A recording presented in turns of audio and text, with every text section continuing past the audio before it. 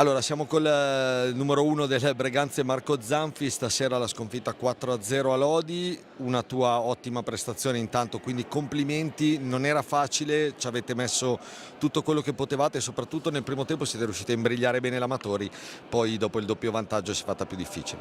Sì, personalmente sono molto contento di come si sta comportando la squadra, abbiamo fatto grossi passi in avanti rispetto alle scorse partite. Difensivamente secondo me abbiamo costruito una buonissima difesa, infatti oggi penso che l'abbiamo dimostrato, tutti molto determinati a difendere la porta e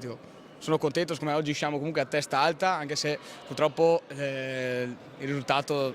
non c'è nella nostra e neanche il tabellino dei marcatori. Ecco. Ecco, ovviamente per una squadra neopromossa, una squadra che comunque è molto giovane come la vostra, al di là di Mattia, di Dal Santo, che sono un po' i senatori di questa squadra, il salto di categoria si sente, l'avete pagato forse un po' alla prima, trovando anche l'avversario probabilmente più difficile, e adesso nelle altre 3 partite però si sta già vedendo una crescita della squadra ed è quello penso a cui mirate per il lungo termine, per giocarvi le vostre carse per la salvezza. Chiaramente noi adesso dobbiamo pensare a migliorare il più possibile e prepararci pronti, farci trovare pronti per i play-out e con qualche punticino anche in tasca perché diciamo, il nostro obiettivo è quello della salvezza, abbiamo lavorato tanto in questi anni in A2 eccetera, però il salto è veramente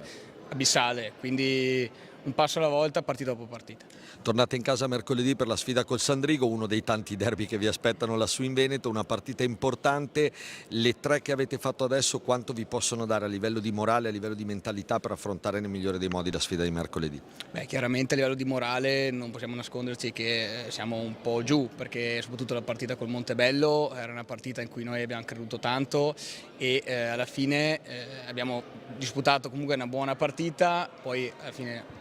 ogni partita ha la sua storia e è andato con un risultato anche forse un po' troppo cattivo, diciamo.